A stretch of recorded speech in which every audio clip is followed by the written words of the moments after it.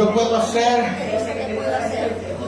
Hoy recibiré, confieso mi corazón y nunca más seré igual. Estoy a punto de recibir indestructible semilla de la palabra de Dios. Nunca más seré igual, en el nombre de Jesús. Amén y amén. Denle un fuerte aplauso al Señor. Listo para recibir la palabra del Señor. Qué bueno que nos acompaña y qué bueno que se conecta con nosotros. Quiero ir ya en estas últimas etapas de la clase, de la predicación. Quiero ir cerrando la serie de escatología en la cual necesitamos estudiar el tiempo del fin desde diferentes perspectivas. Nuestro enfoque bíblico y nuestra convicción en el Espíritu Santo es que va a haber un fin. ¿Usted sabe que va a haber un fin? Hay una conciencia dentro del hombre que nos dice que nos acercamos al fin, que todas las cosas tienen una consumación. Pero la pregunta es, nosotros como creyentes podemos aceptarlo y podemos decir, bueno, sé que porque creo en Dios, yo pienso que va a haber un fin. Así me lo han enseñado. He ido a la iglesia, algunos hemos estado años en una congregación, algunos hemos nacido dentro de una congregación, ¿verdad? Nos han llevado, tenemos la convicción. Pero la pregunta es, ¿será que los del mundo, los que no son creyentes, estarán interesados en el fin? ¿Usted qué cree? Un empresario que se levanta todos los días a trabajar, a hacer una gran fortuna, ¿estará interesado en el fin? Los que hacen grandes proyectos, ¿estarán interesados en el fin? ¿Usted qué cree?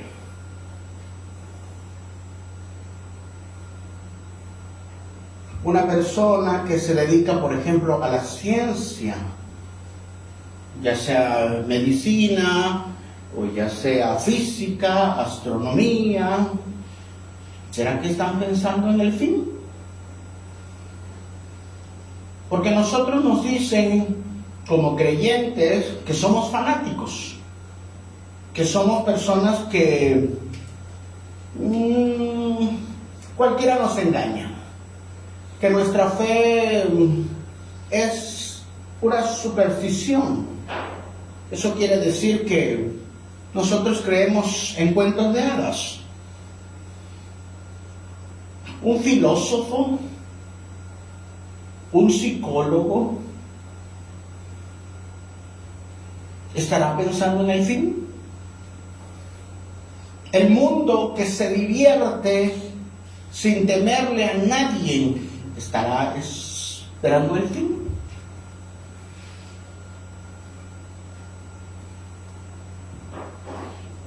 Una persona que se dedica a la delincuencia, ¿estará esperando el fin? ¿Pensará en el fin?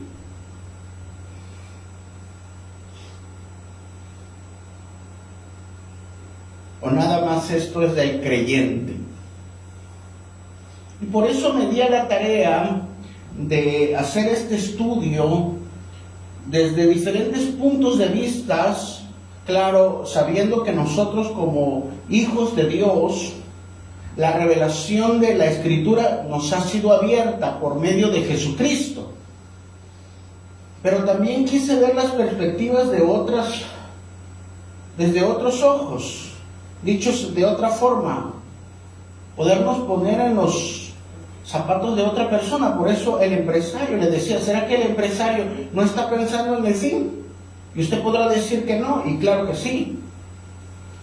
Porque él está trabajando para que su fin de su empresa sea más grande que como comenzó. Está preparando a sus hijos, está preparando a su próxima generación, porque sabe que en algún momento dado él se va a ir. Así es la vida, así ven la vida. Quizás no ven un mundo espiritual, quizás no ven la resurrección, quizás ellos no ven trascender, ¿verdad?, a lo eterno, ya sea infierno, sea pecado, porque no tienen esa revelación, pero sí están pensando en el fin. ¿A quién le van a dejar todo lo que trabajaron? Así que ellos sí están pensando en el fin. Estarán preparando a sus hijos de su próxima generación, a sus nietos de su próxima generación. Los empresarios están pensando en el fin. Y si nosotros hablamos, por ejemplo, de el mundo secular, los filósofos, ellos saben que en este mundo cada día se corrompe más. Y saben que hay un fin. Pero quizá no como nosotros lo pensamos, ¿verdad? No como nosotros nos lo imaginamos. Sino ellos dicen, va a venir el fin por nuestra propia destrucción, porque cada vez somos más malos. ¿A través de qué? De la política, a través de las guerras, a través de la higiene, a través de la salud, y va a haber un fin. Por eso las instituciones se preparan. Dicho de otra forma, por ejemplo, un astrónomo estudia las estrellas, ahorita salieron, ¿verdad?, a la luna, le dieron vuelta a la luna, mandan satélites, ¿verdad?, a miles de kilómetros, llegaron allá a la órbita de Plutón, y luego por ahí ven las estrellas, ven otras órbitas, ven otros planetas. ¿Qué es lo que realmente nos están diciendo? ¿Cuál es el verdadero pensamiento? Que un día la Tierra se va a acabar, porque su pensamiento científico es que el Sol se va a expandir y va a la Tierra a ser absorbida por el Sol y ya no va a haber Tierra. Entonces empecemos a buscar otros mundos, porque va a haber un fin. Entonces esa idea de que el mundo no está pensando en el fin es falso. Quizá de las diferentes perspectivas no es la misma, pero de que la idea del fin está implantada en el corazón del hombre, eso es inevitable. Ahora, en 57 países, por ejemplo, está prohibida la Biblia. ¿Sabía eso? En países comunistas no se puede tener una Biblia como usted y yo que no leemos.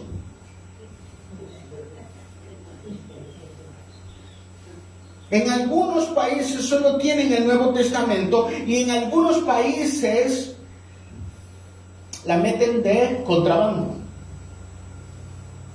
Las personas se arriesgan sus vidas llevando la Biblia, y usted y yo la tenemos todos los días y no la leemos, no la escuchamos, no la meditamos. Pero si la Biblia es falsa, ¿por qué la prohíben en tantos países? ¿Por qué los filósofos humanistas que han pervertido la psiquiatría, algunos dicen que Dios no existe? Pues si Dios no existe, no te va a pasar nada. ¿O sí? Pero ellos quieren convencer a la humanidad que Dios no existe, porque cuando nosotros sacamos a Dios de la ecuación, ¿qué nos detiene?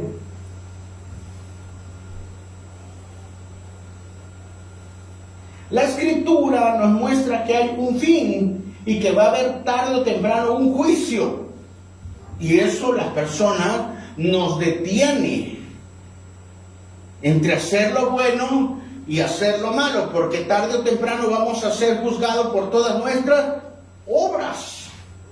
La conciencia es que cuando nosotros pasamos un peligro, dice, Señor, me iré al cielo, me iré al infierno. Esa conciencia es la que quiere borrar la filosofía, la psiquiatría moderna, pervertida, en la cual dice el temor de Dios hay que quitarlo. Pero ¿por qué se afanan entonces de quitarlo si se supone que Dios no existe?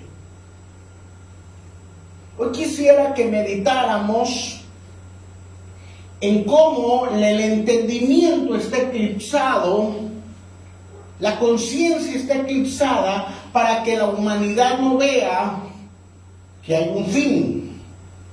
Y ese fin está puesta por Dios. Y hay una evidencia histórica, hay una evidencia escritural, hay una evidencia social, hay una evidencia ética, hay una evidencia moral.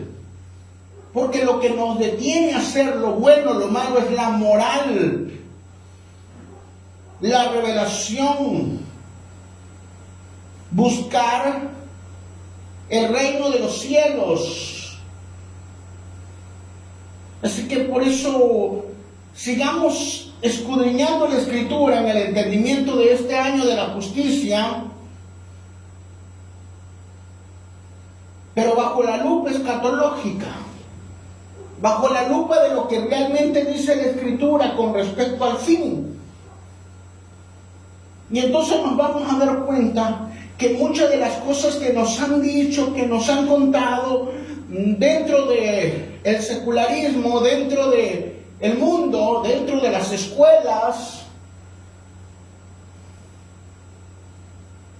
dentro de los medios, algunos son falsos. Aún dentro de las iglesias, pastor, se va a meter con la iglesia, sí, hoy viene con fin.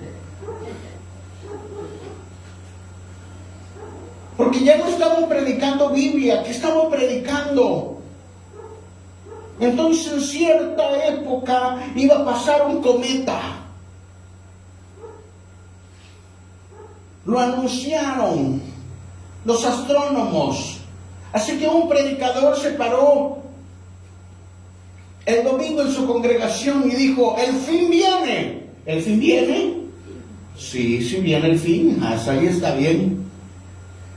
Pero el cometa se va a llevar a los escogidos. Y entonces yo les voy a dar, y sacó una pastilla para ser arrebatado cuando pasara el cometa. Solamente que usted tiene que dar una buena ofrenda para que yo le pueda dar esta pastilla, que lo va a hacer cuando pase el cometa. Usted se toma la pastilla y desaparecerá. Oh sorpresa, el predicador desapareció, la gente no.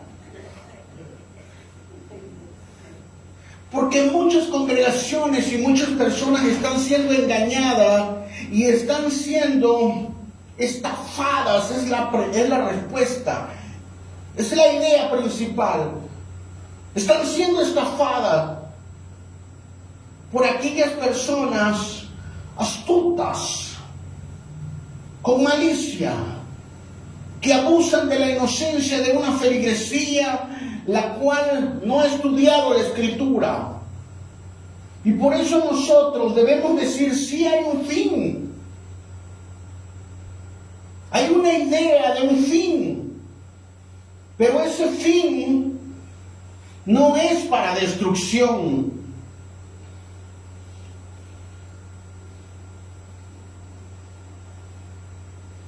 El fin no es la destrucción del mundo, sino la manifestación plena de la justicia de Dios en Cristo Jesús, anunciando el fin, porque Él es el principio y el cumplimiento del fin. ¿Quién nos salvó? Cristo. Ese fue el principio. ¿Y hacia dónde nos lleva? Hacia Cristo. Y Él dijo que Él es el camino, la verdad y la vida. Así que Cristo es el principio, Cristo es el fin, y nos lleva en el camino en verdad y vida.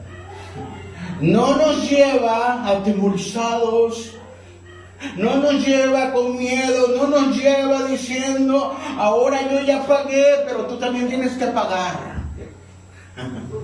No, tú tienes que mantenerte fiel. y mantenernos en la obra y la gracia de nuestro Señor Jesucristo y perseverar en esa palabra. Pero usted y yo no tenemos que pagar por nuestra salvación, porque la salvación nos fue dada en la cruz del Calvario cuando Él dijo: consumado es, todo está pagado. Si le costó tanto su vida y le costó tanto su alma, ¿usted piensa que Él quiere destruirle o Él quiere salvarle? Desde ahí se cae una falacia, desde ahí se cae una mentira, en la cual la gente te puede decir: si no estás conmigo, entonces no vas a poder prosperar. Si tú no me das una ofrenda, no vas a poder prosperar. Si no tienes mi unción, si no tienes mi cobertura, tú no vas a poder prosperar. La sangre de Cristo que nos cubre y nos limpió y nos lavó, esa es la que necesitamos. En esa fe estamos juntos y perseveramos. No hay nada que le podamos añadir a la obra de nuestro Señor Jesucristo. Así que Dios, cuando nos compró y nos lavó, no será para destruirnos, sino para salvarnos. Nosotros no merecíamos la salvación, pero por cuanto no la merecíamos, Él nos la regaló. Y Él demuestra, siendo el principio que nos lleva al fin a través del camino por la verdad y la vida, que Él lo puede hacer todo.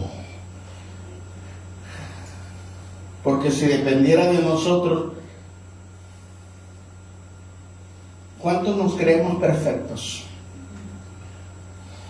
Nadie. ¿Quién es justo? Ni uno. Pero hemos creído en Jesucristo, que Él nos está perfeccionando por su Espíritu Santo. Esa conciencia está eclipsada en algunas personas, está eclipsada para algunos sectores del mundo, y algunos solo vislumbran que hay un fin, quizá de su negocio. Voy a perseverar en mi negocio, voy a actualizar mi negocio, voy a meter más tecnología en mi negocio, porque si no me voy a atrasar y voy a perder esto que he construido. Está viendo el fin. Voy a tener una casa, voy a tener un matrimonio, él ve su fin. ¿Por qué va a perseverar? Porque él está viendo que en sus años por venir, sean 10, 20, 30, 40, 50 años, dice: yo me veo con mi matrimonio, yo me veo con mis hijos. Están visualizando un fin. La pregunta es si lo estamos visualizando en Cristo. Y aquí es donde entra el secularismo. Aquí entran las ideas. Porque esto es una lucha de ideas. Si una persona va corriendo, por ejemplo, todos conocemos el hilo, entonces han trabajado con un hilo. ¿Qué resistencia puede dar un hilo? Una persona va corriendo y yo le lanzo un hilo, uno nada más, un hilo de media, dice por ahí alguien, y él sigue corriendo. ¿Qué cree que le pasará a ese hilo? Se va a romper fácil. Pero si le pongo dos, lo va a romper. Pero si le pongo 10,000, y sigue siendo el hilo tan delgado, pero ahora son 10,000 hilos, 500,000. Lo que pasa es que nosotros estamos caminando en contra de este mundo. El mundo va hacia el infierno. El mundo va hacia su propia destrucción, pero nosotros nadamos contra la corriente. Y esos hilos que a veces nos quieren detener son ideas. Son lo que nos ancla al mundo. Uno puede decir: yo confío en Dios. ¿Cuántos pueden decir: yo confío en Dios?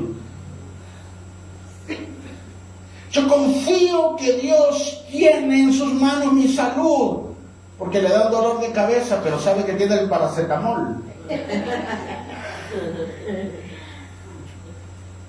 Yo confío, porque a lo mejor tiene dinero y puede ir a un médico de prestigio y le van a recetar. Pero si le dijeran tiene metástasis, le ha invadido todo el cuerpo el cáncer, creo que ya no es divertido y ya no se trata de un hilo. Ya el dinero, ya el paracetamol y ya los medicamentos no funcionan. Y entonces uno tiene que creer en Dios. Porque mientras nosotros estemos sujetos a este mundo, algo nos va a afectar en nuestra mente, en saber hacia dónde vamos. ¿Hacia dónde va? Pastor, ¿por qué nosotros como cristianos perseveramos en no pecar? No significa que no pecamos, pero perseveramos en santificarnos por medio del Espíritu Santo. Porque el versículo es claro, todo es lícito, no todo me conviene, todo es lícito, no todo me edifica. No, eso no le agrada a Dios. Pero todo el mundo lo hace, sí, pero ¿hacia dónde van ellos? ¿Hacia dónde vas tú? Y ese tipo de pensamientos entra en la cabeza, en las ideologías, en las fortalezas que se están formando dentro de la iglesia del último tiempo, una iglesia tibia, una iglesia que quiere combinar el mundo y recibir los beneficios de Cristo, que quiere vivir una vida perdida, pero que Cristo le solucione todas las cosas. Eso no va a funcionar, hermano. Sin santidad nadie verá al Señor. Así que hay muchas corrientes que quieren exagerar esto de que el mundo no, eso es fanatismo. ¿Cuánto le han dicho? Tú oras, esto no es fanático. Pero cuando ellos se encuentran, usted se mantiene, hay que orar. Ahí sí buscan al que oraba, ¿verdad? Ya no le llamen fanáticos. Manita, por favor, ora por mí, en verdad.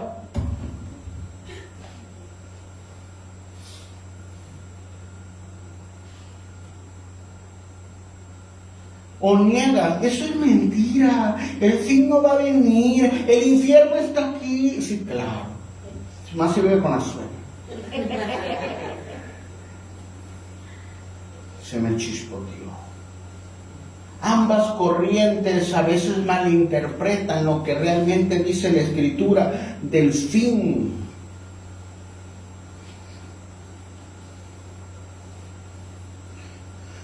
Cuando el Mesías es desplazado del centro hermenéutico, cuando el Mesías es desplazado de la verdadera interpretación de la Escritura, cuando nosotros sacamos a Cristo de la interpretación bíblica, si Cristo es el principio y Cristo es el fin, mi vida yo la tengo que tener en verdad y vida. Tengo que tener una buena vida, pero sacaste a Cristo. Él es el camino, la verdad y la vida. ¿Quieres que te vaya bien en la vida? Pero sacamos a Cristo de la ecuación. No nos puede ir bien. No nos va a ir bien. Nos engañamos a nosotros mismos. Debemos entender algo. Dios no puede ser burlado. Todo lo que el hombre siembre, eso cosechará. Nuestra vida va a ser bendecida si permanecemos en Cristo. Nuestra vida va a ser santificada si permanecemos en Cristo. Nosotros nos encontraremos con Cristo irreprensible porque Él nos santifique. Pero cuando nosotros sacamos a Cristo de la ecuación, de la interpretación de la Escritura, entonces estaremos corrompiendo la palabra de Dios. Cuando Cristo es reemplazado del centro de la interpretación, el fin se corrompe en un sensacionalismo, profanando la esperanza. La gente lo va a exagerar, entonces ahora el fin, sí, va a haber el fin. Y vemos las películas de Hollywood, el Apocalipsis, el Armagedón. Yo recuerdo que allá cuando comencé, salió una película muy famosa que se llamaba El Armagedón. Y yo rápido fui con mi pastor y dije, pastor, ¿ya vio la película del Armagedón? Es un cometa que viene y Bruce Willis lo va a ir a destruir. Mi pastor se me rió en mi cara y me dijo, Nacho, el Armagedón no es un cometa. El Armagedón es un valle, el valle de Josafat, donde va a haber una lucha, está en el Apocalipsis. Pero hay una exageración de decir, el fin viene, pero no lo creas, porque un cometa será que golpee la tierra, tenemos la tecnología, entonces exageran el fin. ¿Tú piensas que, a poco piensas que va a bajar Dios? O si baja, va a venir, ¿verdad?, con rayos y centellas como Zeus. Y es un sensacionalismo. O si va a venir con rayos y centellas y va a matar a todo el mundo. Por eso tú tienes que estar temblando. El sensacionalismo nos hace perder la esperanza y vivir en miedo, hermanos. Usted y yo no vivimos en miedo, nosotros vivimos en fe y vivimos en una esperanza.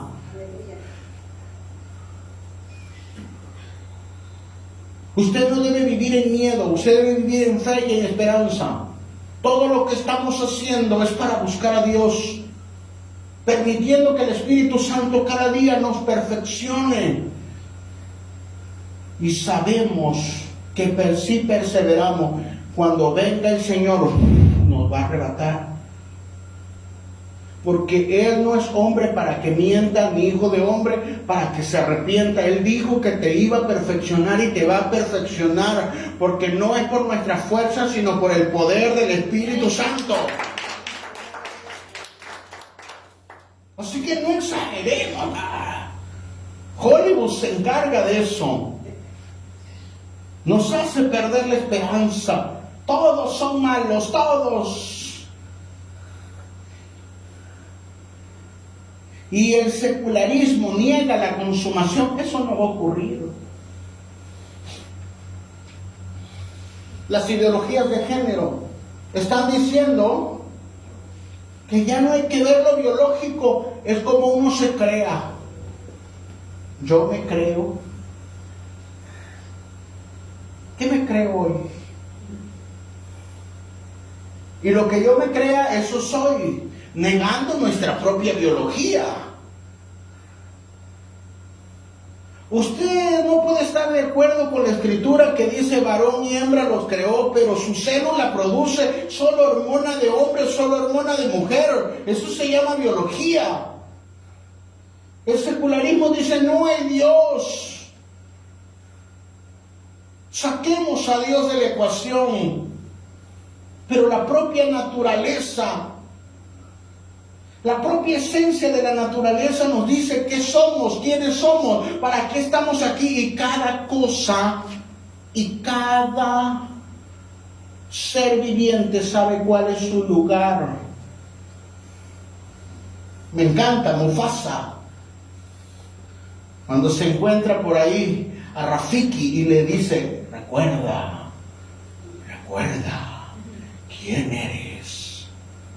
Tú eres el rey verdadero. Y me encanta porque lo hace encontrarse con quién realmente es. El secularismo te va a decir: tú puedes ser lo que quieras. No es cierto, yo no puedo ser lo que quiera. Yo puedo ser lo que Dios dijo que tengo que ser.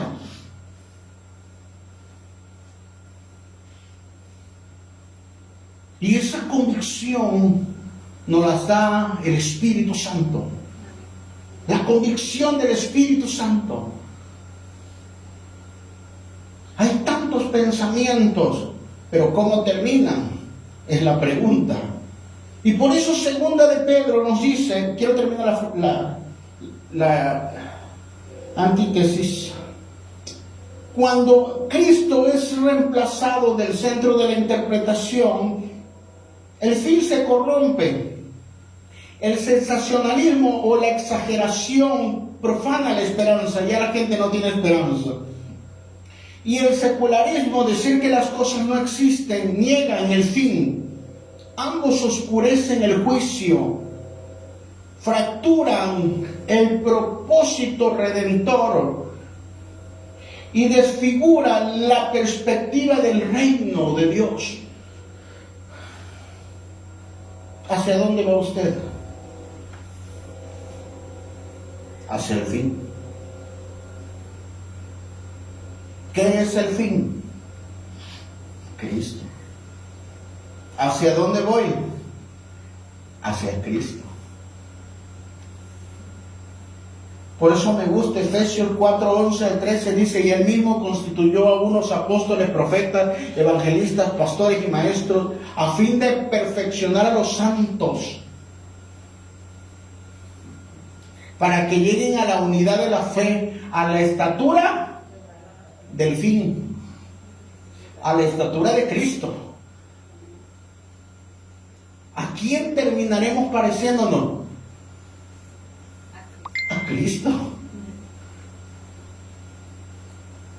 Pastor, pero batallo todavía, pero sigue perseverando y el poder del Espíritu Santo te está regenerando el corazón todos los días, porque cada día te pareces más a nuestro Señor Jesucristo.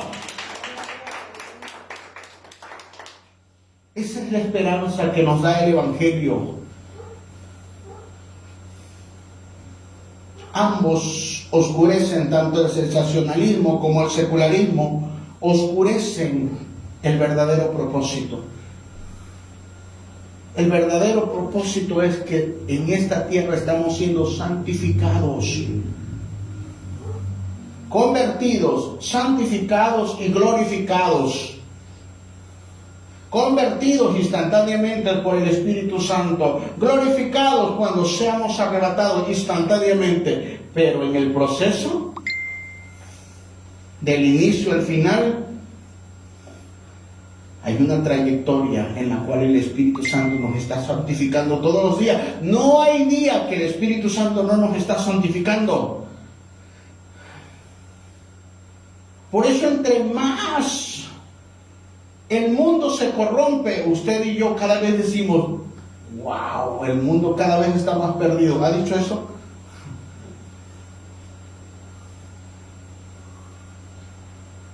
Porque nos damos cuenta que Dios está trabajando en nuestras vidas y que ya no encajamos en hacer esas maldades que antes hacíamos. Tenemos un propósito. Yo no sé usted, pero tengo propósito. Y es caminar hacia Cristo. Por eso nuestra mente no está en el mundo, no está en lo que dice el mundo, sino en lo que dice Cristo en su palabra. Pero hay ideas que están flotando en el ambiente, que lo están diciendo los medios de comunicación, que lo están diciendo las redes sociales. Y esto nos lo advierte 2 de Pedro 3:4, que nos dice, sabiendo primero esto, que en los postreros días estamos.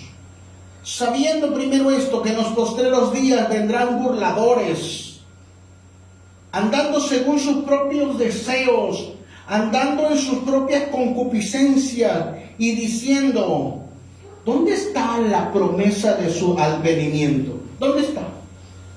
¿Dónde está? ¿Dónde está su Cristo que iba a venir? Dice que es mentira. Han pasado 2000 años y Cristo no ha venido. Han habido 2 guerras mundiales y Cristo no ha venido. Han habido tantas pandemias, laralero, y Cristo no ha venido. Mira, con tanta enfermedad y tú sigues enfermo y Cristo no ha venido, no que sana. Y la gente se burla de nosotros, hace escarnio de nosotros. Pero simplemente son dardos del enemigo, diciendo 2 de Pedro, estos burladores, sin temor ni temblor de Dios, bajo sus propias concupiscencias, se burlan de decir, a ver, si yo soy malo y Dios no me hace nada, ¿los ha visto? Si yo estoy en un ministerio, estoy pecando, estoy robando, estoy adulterando y sigo predicando y no me pasa nada, mira el lero, Dios no existe, esto es un negocio. Olvidaron que tarde o temprano seremos llamados a cuentas todos. Y que el juicio comenzará por su casa.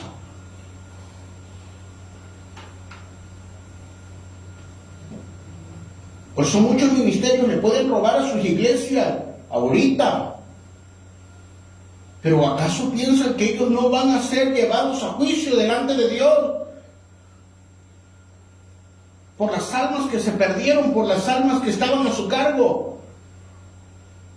Por eso no se trata de nuestra visión, no se trata de mi deseo, no se trata de mi pensamiento y de mi alucinación, se trata del telos de Dios, se trata del telos de Dios, que significa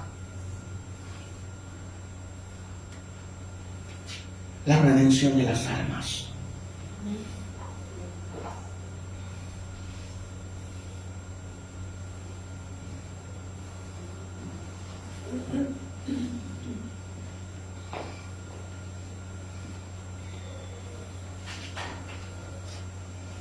¿Saben por qué estoy cuidando a este niño como pastor?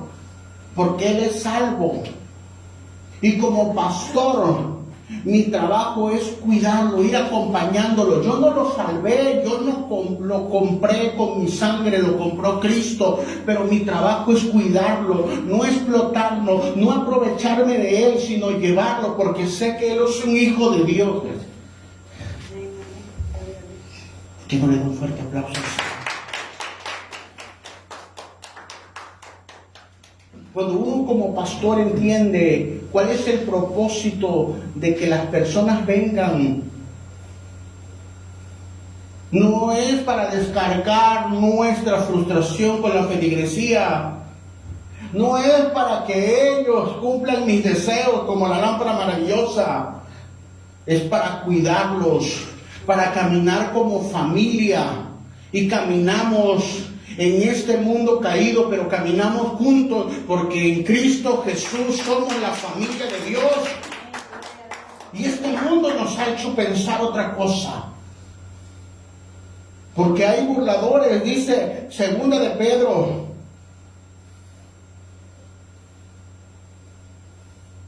según sus propias concupiscencias, estos burladores. Y entonces existen 2 ramas que están afectando el pensamiento.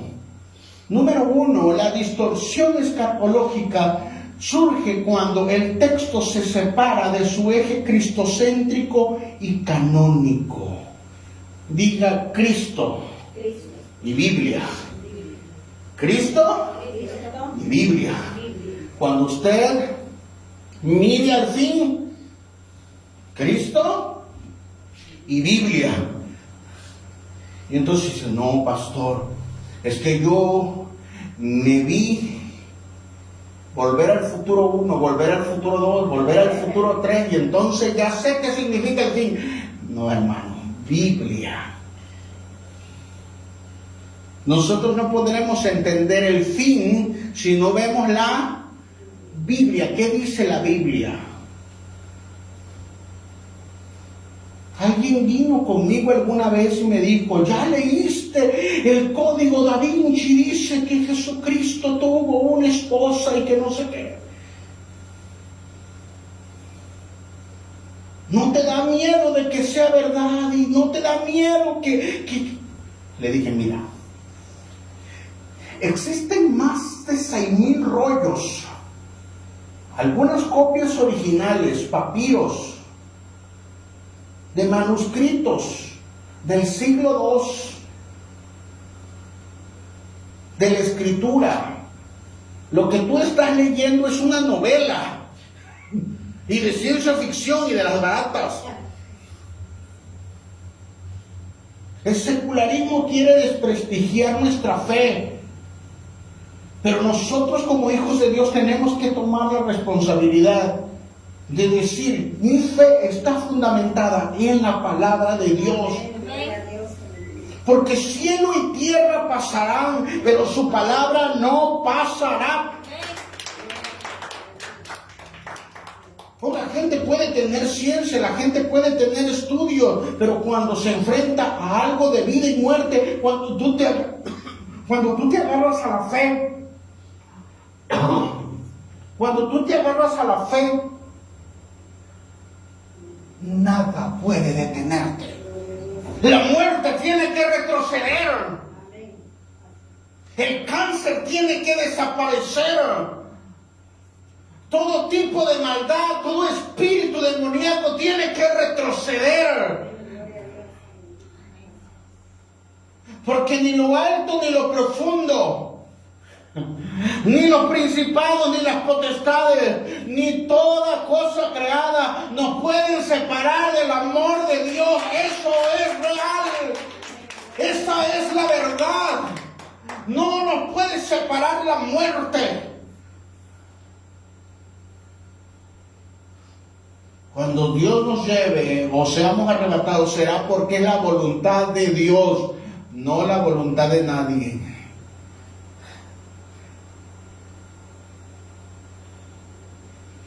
No separemos a Cristo. Yo sigo a Cristo. Usted siga a Cristo.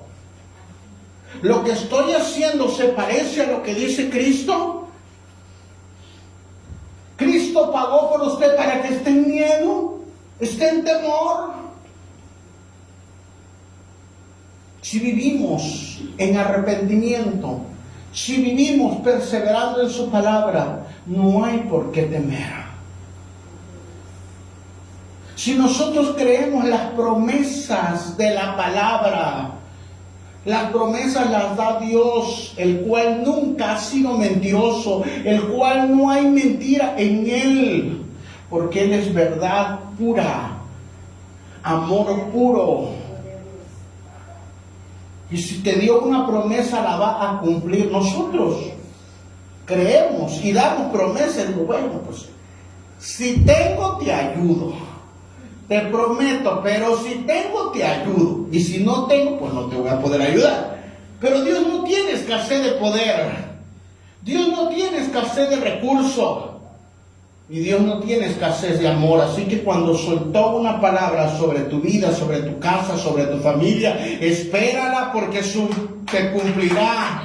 Espérala porque aunque tarde un poco se cumplirá y se aproxima hacia el fin en el nombre de Jesús. Pero perseveremos en Cristo. Persevera en Cristo. Y persevera en su palabra. Perseveremos ahí. Y yo sé que hay, a lo largo de la historia, han habido corrientes de interpretación de la Escritura. Sé que el hombre trata de entender la Escritura que en ciertos pasajes parecen confusos. Por ejemplo, en la Edad Media interpretaron la peste negra como que venía el juicio. Y ellos empezaron a tener miedo e interpretaron la palabra porque decían, el juicio vino. Pero es que vivían en situaciones insalubres.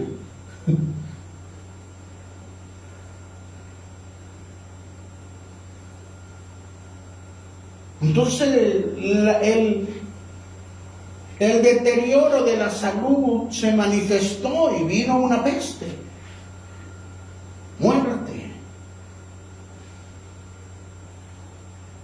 destrucción. Y luego hay otras interpretaciones como Rudolf Bultmann, el cual estudian la palabra y dicen, no toda la Escritura la podemos interpretar literalmente. Y son métodos interpretativos o métodos hermenéuticos que le llaman. ¿Qué quiere decir esto? Que probablemente usted lee en Apocalipsis una mujer que está sobre muchas aguas y usted piensa que es una mujer. Si usted así lo leyó, es una mujer. Pero entonces es un simbolismo, es una alegoría que hay que estudiar en el tipo de literatura que usted esté estudiando. Si es apocalíptico, si es profético, si es sapiencial de los salmos, si es histórico. Pero todo método de estudio a veces tiene sus fallas. Y hay cosas que no son alegóricos, hay cosas que son literales. Por ejemplo, Jesús ascendió a los cielos, ¿literal o alegórico? Ascendió a los cielos. Porque si digo que Cristo no subió a los cielos, entonces puedo decir, pues no va a bajar. Así como ascendió, también va a descender en su segunda venida. Entonces, algunas interpretaciones, cuando nosotros podamos leer la Escritura, debemos ver si no tenemos este sesgo de estar estudiándolo en otro género literario, ¿verdad? Si es apocalíptico, si es bajo las cartas paulinas, si es conforme a los evangelios, si es histórico, pero también bajo la traducción escolástica. ¿Qué es esto? En la Edad Media también pensadores como Santo Tomás de Aquino dijeron que la Escritura era toda una alegoría. Y no todo es una alegoría. Yo no puedo casarme con un método al estudiar la Escritura, porque podría tener fallas, sino que estudiémosla con la humildad de decirle a Dios que nos revele el Espíritu Santo lo que dice verdaderamente la Escritura, pero que esté alineado hacia Cristo. Esa es la verdadera interpretación de la Escritura. Vamos, sigamos. Y luego vamos a encontrar que independientemente de los esfuerzos de los eruditos estudiosos de la Escritura, va a entrar algo que se llama el secularismo. Y se van a levantar filósofos, se van a levantar pensadores, se van a levantar hombres, algunos con buena intención y algunos desacreditando la fe para justificar su propia vida. Y vamos a tener entonces a Kashmir, el cual nos dice que el fin de la historia se define por la lucha de las clases, que las clases sociales están luchando y que va a prevalecer aquella más poderosa. Que por eso nosotros debemos, aunque usted no trabaje, darle al que no trabaja. Y entonces los movimientos socialistas de ahí se agarraron. O tú trabajas mucho, que el que no trabaja le tienes que dar la mitad, sí, claro. Pero el fin tiene que venir en la utopía, en lo perfecto. Y luego tenemos a Friedrich Nietzsche, que ese ya se voló un poquito más la barda, diciendo que Dios ha muerto. En su obra La Gaia Ciencia, diciendo Dios murió, desplazando el fin al poder. Friedrich Nietzsche decía que todo tipo de pensamiento está bajo el poder. Quien tiene el poder te dice cómo vas a terminar. El más poderoso va a abusar de los más débiles. Así que la religión es un poder que quiere abusar de la gente. Y que por eso no le tengas que tener consideración a la iglesia y no te hagas cristiano porque es un poder. Mejoras todo lo que tú quieras.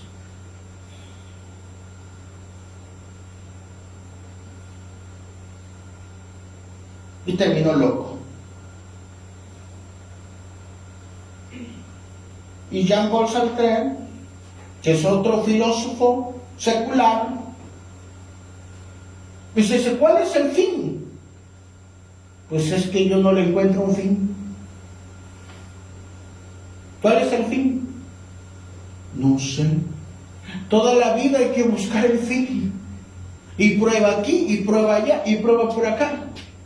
Porque no sabes realmente cuál es el fin. La vida no tiene. Y bien lo decía ella un profeta, la vida no vale nada. Pues Jean-Paul Sartre nos decía que la vida no tiene sentido. Búscale un propósito a tu vida. No, hermano, no le busques un propósito. Tú tienes un propósito ya. El propósito es ser como Cristo. A la estatura del varón perfecto. Ese es nuestro propósito. Perseverar en el Espíritu Santo para que Él cree en nosotros el fruto del Espíritu, el amor, la paciencia, la benignidad, la bondad, la templanza, la mansedumbre y el dominio propio. Podamos ser pecadores y haber hecho todo lo malo posible. Pero cuando Cristo vino, Él empezó a formar y a hacer madurar el fruto del Espíritu. Para cuando Dios nos recoja o nos lleve, ese fruto habrá madurado. Porque el que le está haciendo crecer, el que está conectado a este fruto es el Espíritu Santo. Dios es el que está alimentando este fruto. Nuestra vida tiene sentido y nos tiene un propósito. Cuando tú y yo entendemos cuál es nuestro propósito, entendemos que vamos hacia el fin, vamos hacia Cristo. Y por eso toda madre debe entender, yo tengo que mejorar, yo tengo que perseverar, porque tengo que dejarle la idea, los principios, la esencia, para que mis hijos sigan apresurándose hacia el fin, sigan apresurando hacia Cristo. La fe que comenzó en ti, Eloida, la fe que comenzó en ti, Eunice, ahora está en Timoteo, y es por causa de que tú tenías un propósito, Eloida, tú tenías un propósito, Eunice, y es transmitir la fe. La iglesia ha perseverado porque tiene propósito.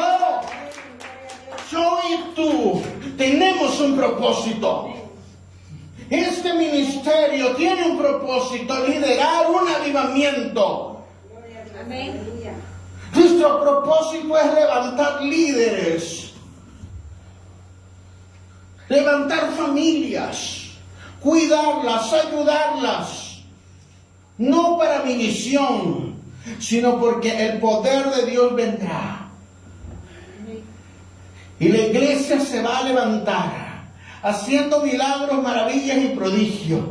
Y las personas y los líderes podrán cuidar a sus hermanos más pequeños. Ese es nuestro propósito. Porque la iglesia que va a ser arrebatada será una iglesia sin mancha y sin arruga. Pero será llena del poder del Espíritu Santo. No será una iglesia derrotada, sino una iglesia que sabe cuál es su propósito.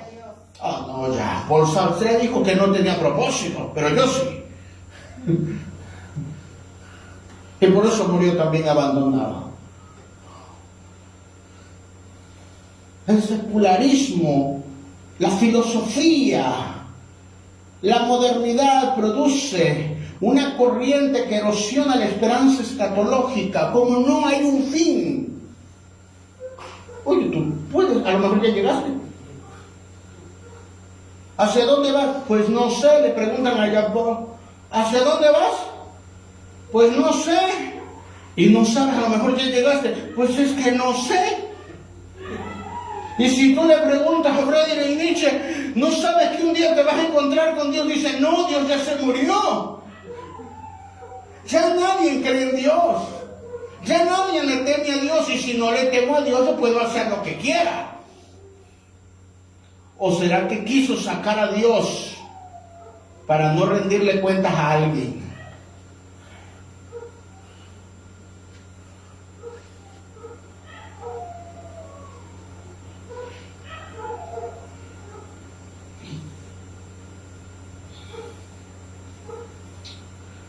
Me encanta lo que dice Peter Berger.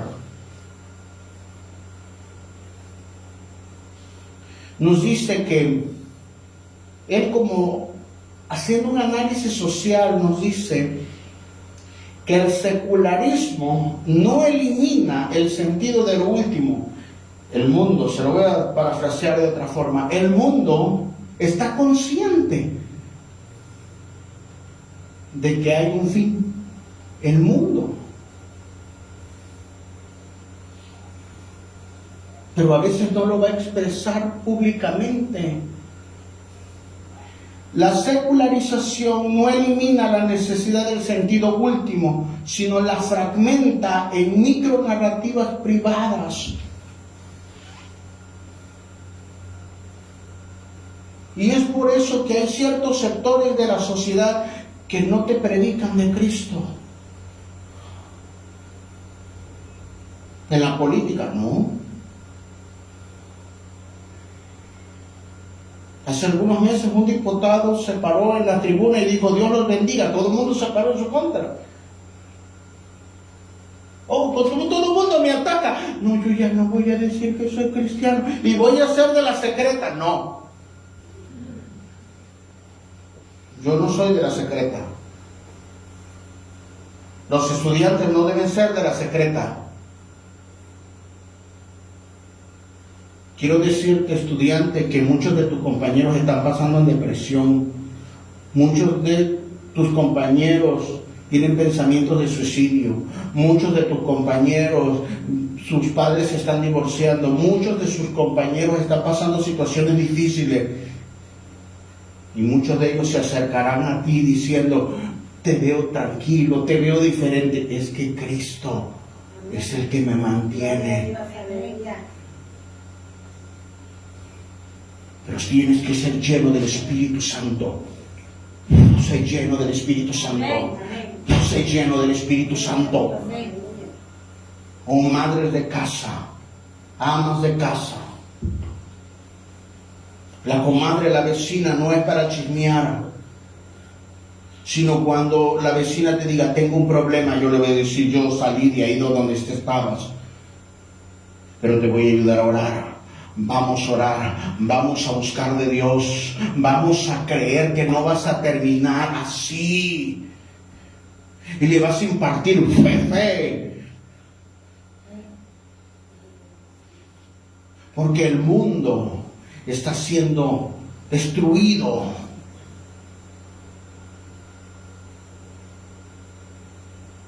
Pero no se le ha olvidado la idea de que tienen un fin.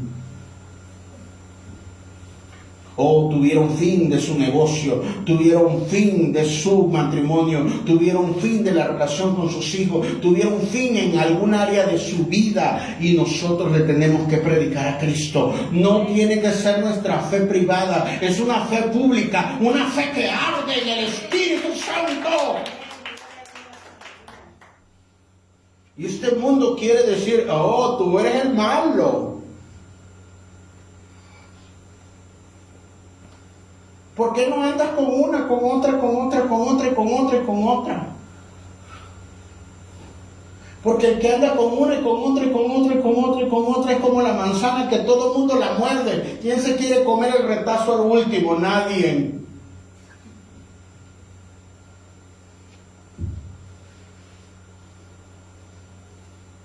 Todo babía de la manzana que todo el mundo la jugueteó.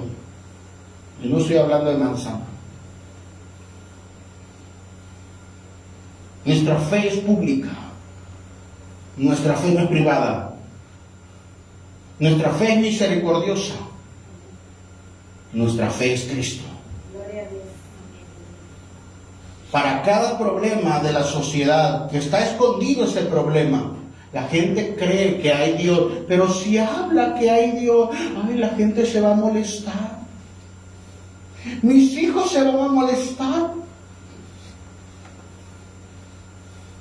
Recuerdo que mi madre me decía, no me gusta que vayas a esa iglesia.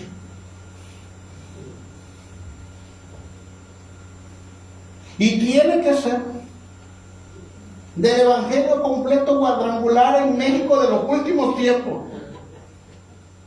Y le dije, madre, con todo el amor que te mereces, tú no vas a la iglesia.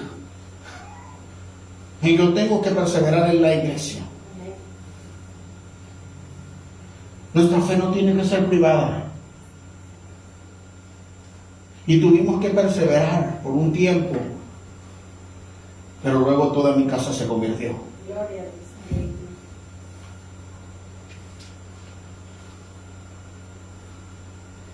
Porque no tenemos que esconder la fe. Jesús dijo que una luz no es para meterla abajo de la mesa, sino subirla y alumbrar a otros.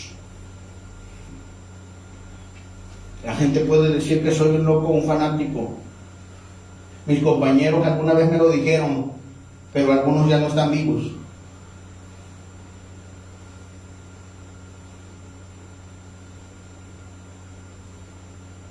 Pero la gente quiere creer. La gente quiere creer en Dios. Muéstrale a Dios. Persevera. La gente no podrá creer en tu fe, pero cuando vea tu vida transformada, vea que de estar enfermo te recuperaste, vea que tú, por más que el mundo te ataque, sigues perseverando, y veas cómo se cumplen las promesas de Dios en ti, la gente va a decir, no creo mucho en Dios, pero yo veo que sí, Dios está contigo. El secularismo nos está atacando todo el tiempo y nos está diciendo, no hay fin, pero ellos cada día están más derrotados.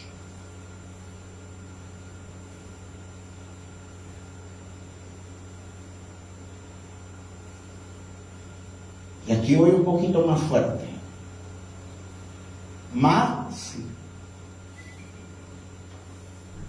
La Universidad de Londres, de Oxford, es una de las universidades más prestigiosas del mundo, junto con la Universidad de Estados Unidos, una universidad también prestigiosa, Notre Dame, nos dice que la noción del propósito de Dios es constitutiva de la ética clásica y cristiana, y su negación produce una deformación de la ética moral. Dos universidades diciendo, cuando no hay un propósito en las personas, se corrompen.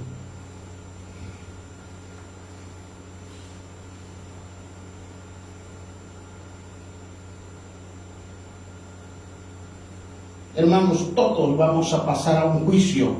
El juicio del trono blanco, hablando de los cristianos, ¿verdad? El bimá de Cristo, para el cristiano. Para el mundo, el gran trono blanco. Pero nosotros como cristianos nos presentaremos delante de Dios un día, aprobado o reprobado. Y ahí serán pesadas todas nuestras obras, sean buenas o sean malas, mientras estuvimos en el cuerpo. ¿Por qué no adulteras? No. Un día estaré delante del Señor.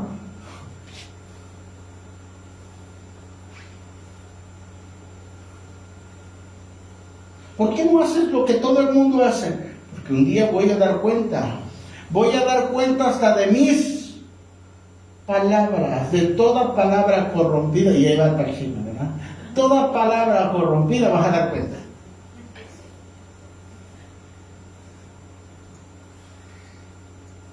No, yo no tengo que retener mi boca.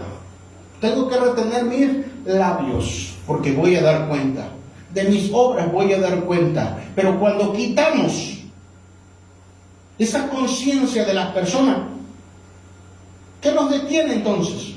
Entonces se corrompe la ética y se vuelve relativa, hermano. O sea, cada quien puede hacer lo que quiera, lo que piense. Y yo, bajo mi estándar, yo soy bueno, ¿verdad? Claro, sí, claro. Pues son buenos. Y entonces una persona que se dedica a tomar de lo ajeno, va a una parroquia y dice: que me salga bien el negocio hoy, que no me atrapen, y yo te prometo que si sale bien este negocio, yo te voy a dar, yo voy a venir y voy a dar parte de este dinero. Pero está yendo a la iglesia.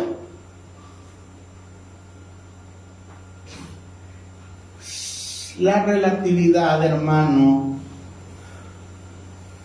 significa que cada quien, conforme a su perspectiva, pone los estándares de quién es bueno.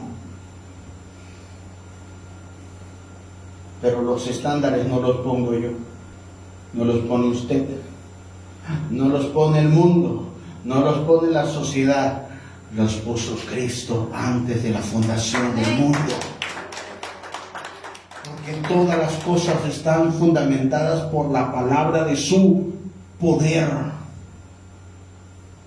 Es por eso que todo tiene que alinearse a la palabra. Todo tiene que alinearse a la Escritura. Todo tiene que alinearse a Cristo. Esa es la realidad. Si no, se vuelve relativa. Y puedo decir que esta es mi verdad.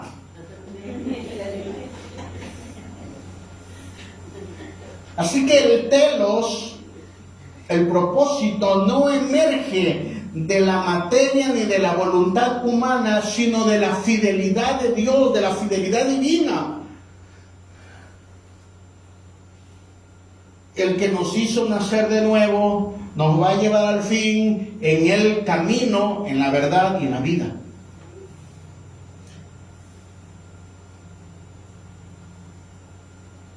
Pastor, yo me quiero ir al mundo. ¿Te quieres salir del camino?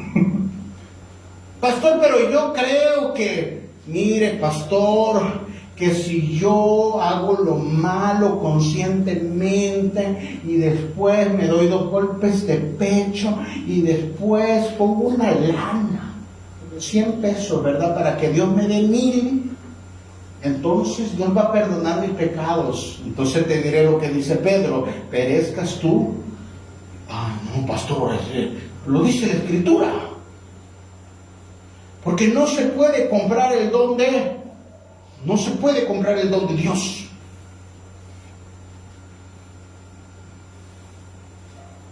Todos vamos hacia ese fin, y ese fin es Cristo. No se nos olvide y no relativicemos la verdad. La verdad es Cristo, la verdad es Cristo. Amén. ¿Qué es la verdad?, dijo Pilato. ¿Qué es la verdad? le preguntó, ahí lo tenía delante, le dijo, ¿qué es la verdad? Espera, me voy a salir a ver a los fariseos. ¿Qué quieren que haga con eso? Crucifícalo. Lo siento. No eres culpable. Yo lo sé. Miren nada más. Él sabía la verdad que no era culpable. Pero la verdad del César era que si él se peleaba con el Sanedrín, se peleaba con los judíos y hacían revuelta los romanos, el César venía a matarlo. Entonces su verdad circunstancial hizo que relativizara la verdad absoluta, la verdad de Cristo.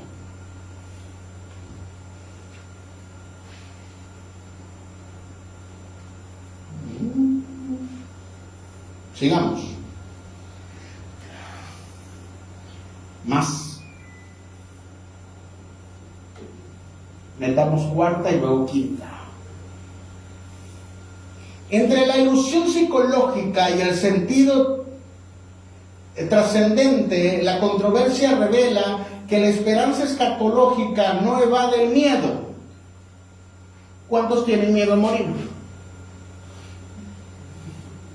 Sí, claro. Papá decía lo mismo. Hasta que nos toca realmente estarnos muriendo, ¿verdad? Y entonces sí, Señor, ahora sí te prometo que voy a cambiar, Señor. Te prometo que... Sí, claro.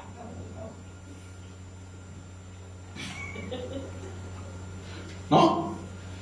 Todos tenemos miedo, hermano. Ay, hermano. Nuestra carne.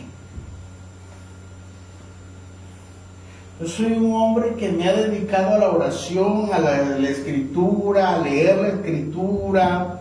He visto manifestaciones de Dios. Eso no me hace mejor que nadie, quiero aclarar eso. Sino que mi fe está cada día más sustentada en la palabra y en Cristo.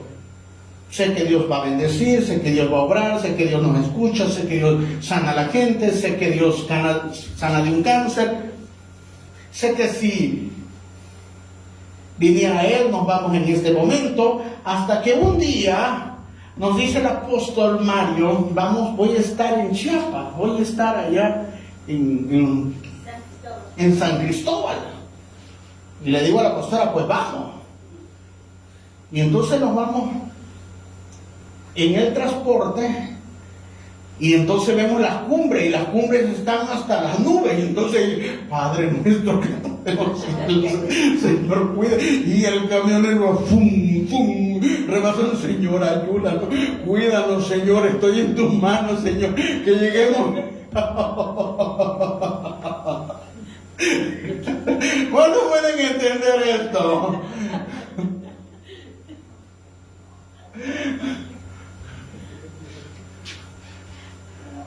En alguna área tenemos miedo. A lo mejor usted dice, no, yo en esa área, pastor, usted tiene miedo ahí. Pero algunas personas tienen miedo cuando su dinero desaparece.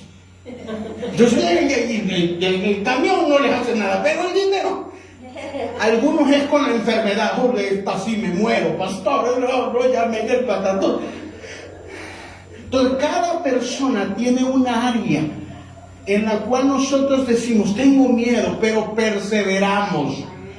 Lo importante, hermano, no es si usted y yo tenemos miedo, porque todos tenemos miedo, pero debemos perseverar en la palabra, en la fe.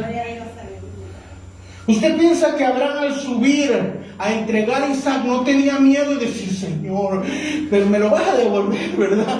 Yo sé, sí, yo te lo entrego ahí, pero lo vas a resucitar, ¿verdad? El que tú me prometiste hace 20 años. Cuando uno pasa la prueba, el miedo desaparece en esa área. Y se instaura completamente en la fe. Y nos damos cuenta que Él es fiel. En esa área Dios es fiel, no porque no sea fiel en otra área, sino porque hay un entendimiento y hay una revelación. Pero, recuerda que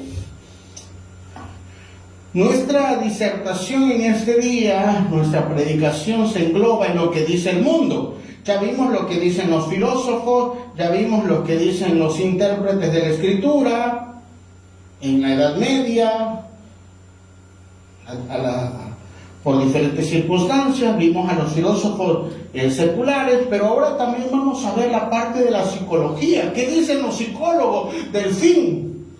Miren, el padre del psicoanálisis llamado Sigmund Freud, es un nombre muy importante en el mundo secular, dijo que el fin no existe, que es algo que nosotros nos inventamos.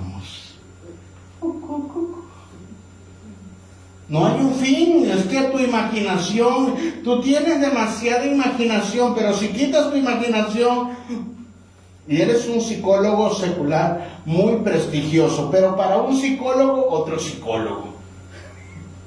Y entonces está este psicólogo llamado Viktor Frankl, que le dice, mira, Sigmund, está muy bien tu psicología desde tu escritorio. Pero Viktor Frankl estuvo en los centros de concentración nazi, donde los nazis los hacían galletas,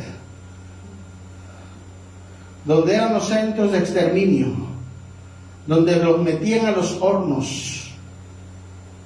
Y sabe que él lo mantuvo vivo, el saber que su fin no iba a ser ahí.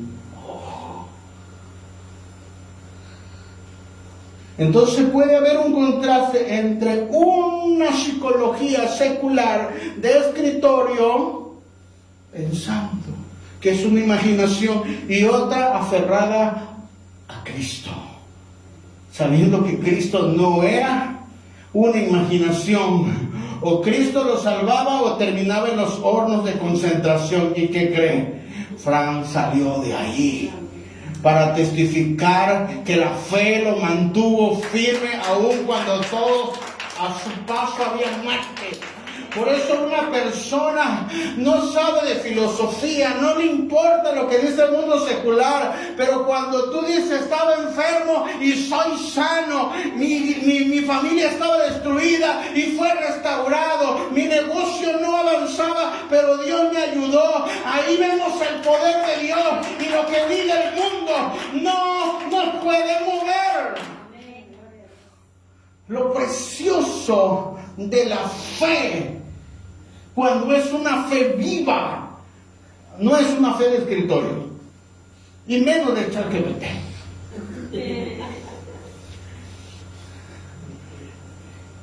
Entre la ilusión de la psicología de este Sigmund Freud y el sentido de trascender de Viktor Frankl, existe la controversia, y que no evade el miedo, sino que Cristo, el propósito redentor, convierte la expectativa del final en esperanza. Yo tengo esperanza, hermano.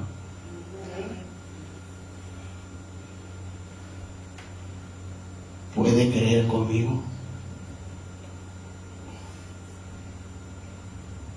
¿Puede creer conmigo que tu casa y yo serviremos a Jehová todos juntos? ¿Puedes creer conmigo que el hijo pródigo que salió regresará y se restaurará? Eso me da esperanza. No vamos a terminar mal, vamos a terminar en Cristo, y eso me da esperanza.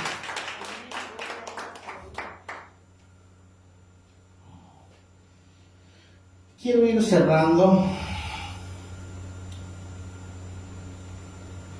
Estudios de Harvard, que es una universidad prestigiosa también, nos dice que cuando se tiene esperanzas, estas son investigaciones que han hecho la Universidad de Harvard, en la cual dice que cuando se tiene esperanza se puede resistir a la crisis.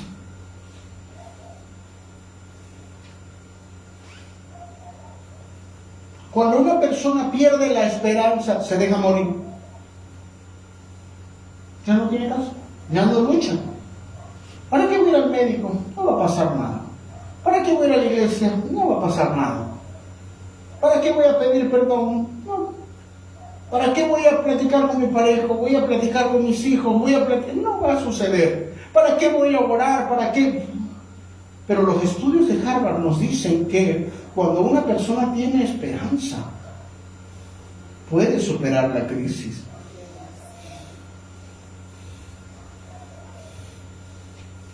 Y lo vimos en la pandemia. Una crisis mundial como la de la pandemia, y lo único que nos mantuvo era la esperanza, es la fe. Ahí andábamos buscando todos los predicadores y nos lo pasábamos todo, ¿verdad? Con él. Pero ¿qué en realidad es lo que estábamos diciendo? Nos tenemos que agarrar de una fe. De alguien que tenga fe verdaderamente.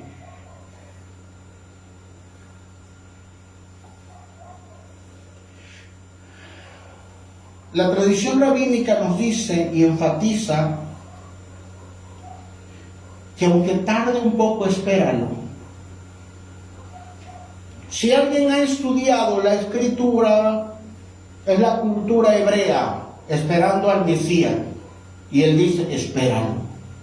Aunque tarde un poco, espéralo. Hablando del Mesías. Pero también, hermano, aunque tarde un poco la promesa que Dios te dio, espérala. Amén. Porque si Dios quiso darte esa promesa es porque la va a cumplir. Amén. Espérala, espera la promesa, espérala.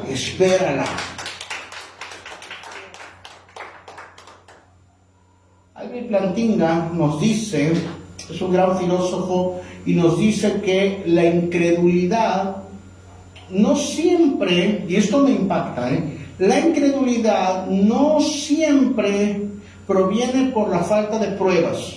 Esto me ha impactado mucho. Las personas les podemos poner todas las pruebas. Como pastor un poco más académico y menos laico esta vez, me hacen investigar todas las áreas posibles para mostrarle a la iglesia que el mundo secular muchas veces tiene más fe que la iglesia. Porque ellos se preparan para el fin.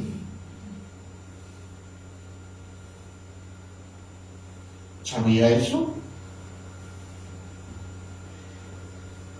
¿Cuántos sabían que existe un banco de semillas?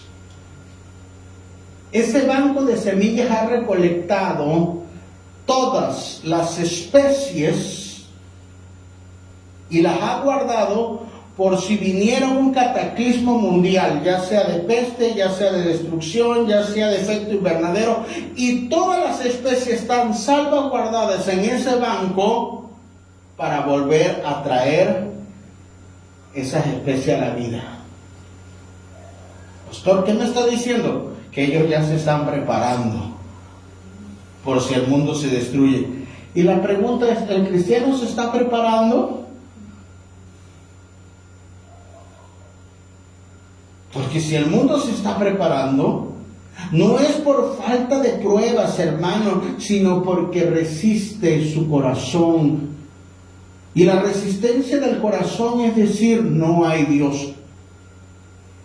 Yo no le voy a hacer caso a Dios. Están las pruebas ahí. Por eso, como pastor, este mensaje está dado en los diferentes ámbitos de esta antítesis. Te lo he demostrado hermenéuticamente. Los hermeneutas han dicho, los filósofos han dicho, los psiquiatras han dicho, y todos concuerdan en lo mismo: va a haber un fin.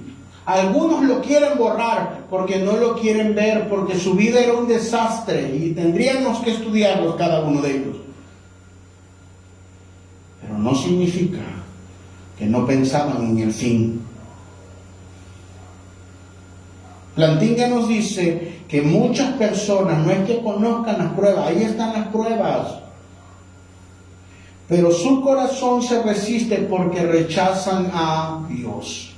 Esa es la razón. Cuando uno sabe el principio, pero no lo hace, en realidad, hermano, no nos engañemos, está rechazando a Dios. Punto. El que me ama, guarda mi mandamiento. Así de sencillo. ¿Sabe que es malo el pecado que estás haciendo? Sí. ¿Por qué lo sigo haciendo? Después, pastor.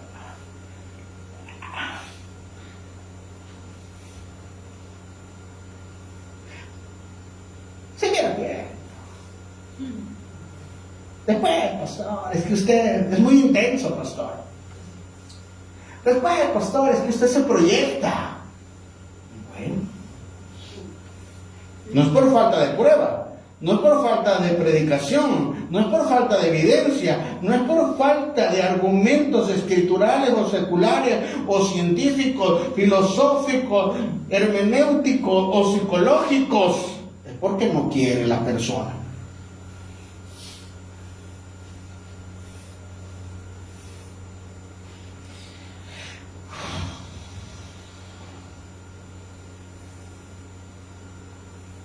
Cierro con esto.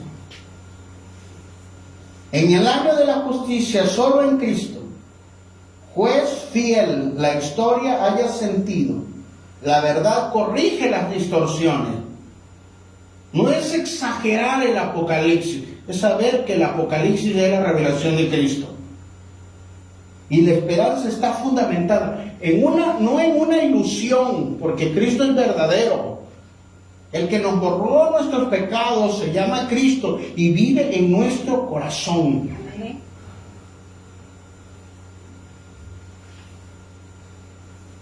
Dice la Escritura, mire, es una imagen, inteligencia artificial, claro, ¿verdad?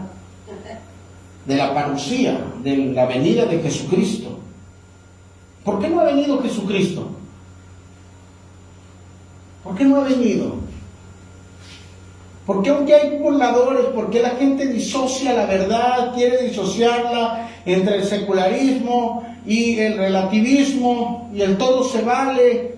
¿Por qué Cristo no ha venido todavía por su iglesia? Segunda de Pedro 3:9 nos dice, el Señor no tarda su promesa. Diga, Él no la tarda. No la está tardando. No es que a Dios se le perdió el reloj, No es que ya se le olvidó. El Señor no tarda su promesa, según algunos tienen por tardanza, sino que es paciente. Diga, es paciente. Mira, no te quiero disciplinar, hijo. Compón tu cuarto. Hijo, compón tu cuarto. No te quiero disciplinar. Hijo, haz la tarea. Hijo. Ay, papá. Y nos burlamos, ¿verdad? Según algunos tienen por tardanza, sino que es paciente. ¿Acaso no vio nuestro pecado ya, en el que hemos perseverado y nos ha dicho que si nos morimos ahorita no nos vamos con Él? Usted lo sabe, yo lo sé, todos lo sabemos, Él lo sabe, los ángeles lo saben, los demonios lo saben, todo el mundo lo sabe. Pero Él es paciente. ¿Qué significa paciente? Que Él quiere que nosotros lo reconozcamos. Y digamos, hasta aquí dejé de perseverar en eso que sé que está mal, que está equivocado. Así que Él es paciente y cada vez que usted se levante otro día y le diga a Dios, mañana, pasado mañana, el año que viene, dentro de 3 años, dentro de 4 años, Él seguirá paciente, pero Él es tardo para la ira y grande en misericordia, pero no significa que el juicio no va a venir y no significa que las consecuencias no nos van a alcanzar, pero Él sigue siendo paciente, no queriendo que ninguno perezca. Él no quiere que te pase lo malo, Él no quiere que termines mal, Él quiere que todos procedamos al arrepentimiento. Al arrepentimiento.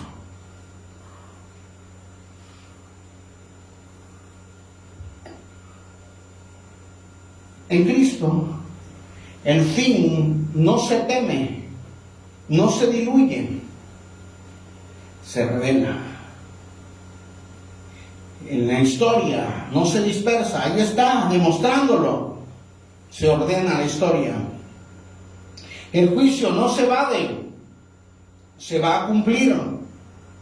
Y la esperanza no es una imaginación, es lo que nos sostiene. ¿Qué lo sostiene a usted? Nos sostiene Cristo. Mientras el mundo está diciendo que no va a venir la destrucción, no va a venir el juicio y no va a venir Cristo, el que quiera enlodarse más, que se enlode más. Y el que quiera santificarse más, que se santifique más, hermano. Que el Espíritu Santo que le está hablando a la iglesia nos haga entender que nosotros como hijos de Dios perseveramos en Él. Y el que comenzó la buena obra en nosotros la irá perseverando en Cristo Jesús. Ahí donde está, pueda decirle: Señor Jesucristo,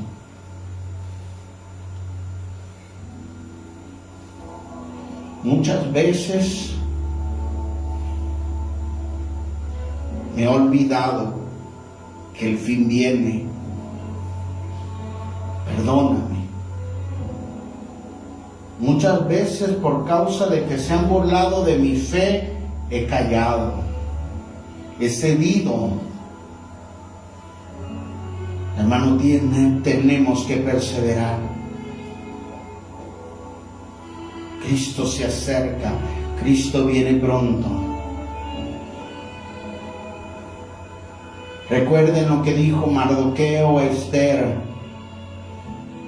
no pienses que escaparás como cualquier otra persona, porque suspiro y liberación vendrá de otra parte, pero ¿qué será de tu casa? Dios está llamando a una iglesia que le permita al Espíritu Santo guiarlo para que muestre el reino de Dios en este tiempo. Si le permites al Espíritu Santo, Él trabajará en tu corazón.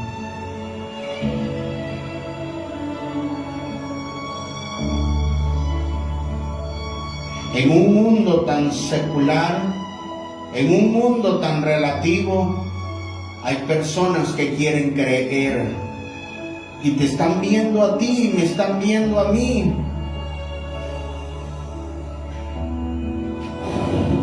Sé la luz de este mundo en Cristo Jesús.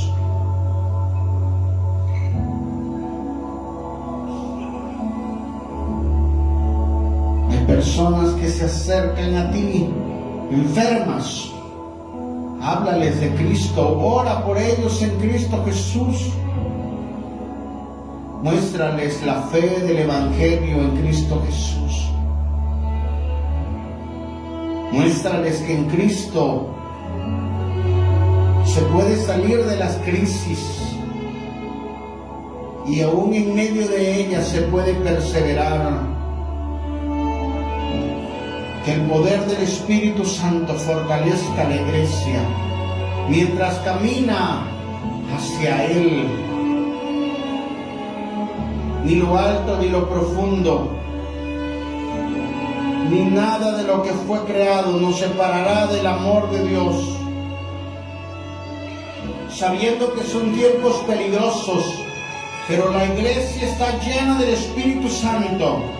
Señor, mira sus amenazas, pero permítenos glorificar el nombre de nuestro Señor Jesucristo y que a través de milagros, maravillas y prodigios tu pueblo sea levantado, Dios. Usa sus manos y usa sus labios. Haz arder en la iglesia un corazón que sabe hacia dónde se dirige. Nos dirigimos a encontrarnos con Cristo, pero no nos iremos solos. Nos llevaremos nuestras familias, nos llevaremos a las personas que tú has dicho que estarían perseverando con nosotros. Esta iglesia, Señor, haz arder su corazón. Espíritu Santo, familia El León. Hace 2 años dije que México iba a ser sacudido.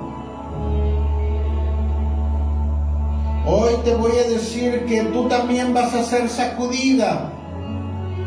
Familia, vas a ser sacudida. En medio de tanta crisis que va a aumentar, vas a ser sacudido. Como casa y como familia ya los has empezado a experimentar. Pero en medio de toda situación vas a ver la mano de Dios poderosa. Vas a ver los milagros y las maravillas de Dios a través de ti para ayudar a otras personas. La perseverancia que Dios ha estado colocando en ti en esta preparación de años está llegando a su fin para que tú puedas demostrar que Cristo sana, libera. Oh, en el nombre poderoso de Jesús de Nazaret, y comienza contigo en el nombre de Jesús. El fuego del Espíritu Santo envuelve cada familia.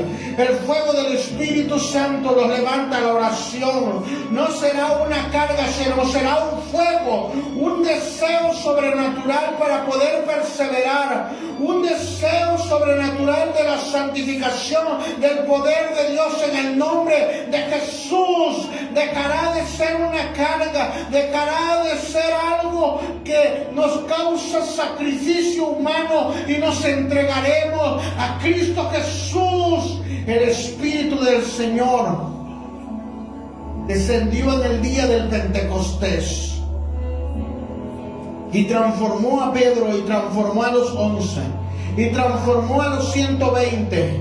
Ese mismo Espíritu que resucitó a Jesucristo está sobre ti, está sobre ti, está sobre ti. No te dejará, no te desamparará. En el nombre poderoso de Jesús, cree que toda fuerza del enemigo no puede perseverar contra ti, que toda enfermedad fuera del nombre poderoso de Jesús, que todo tormento demoníaco se va en el nombre poderoso de Jesús, en el nombre poderoso de Jesucristo. Por cuanto hemos creído en Dios, la palabra del Señor abundará en tu boca. Y cuando tú declares la palabra, la fe se avivará en alguien. Le dará fe a los enfermos para que sanen. Le dará fe, le impartirá, porque el Espíritu de Dios hablará a través de ti mientras arde tu corazón. En el nombre poderoso de Jesús, y le impartirás esa fe. Jesús oró por los enfermos y los que no tenían fe les impuso las manos y sanaron. Y cuando predicó, ellos tuvieron fe en el Mesías. Cuando tú les prediques, van a ser transformados por la palabra de Dios en el nombre poderoso de Jesús. Amén y amén.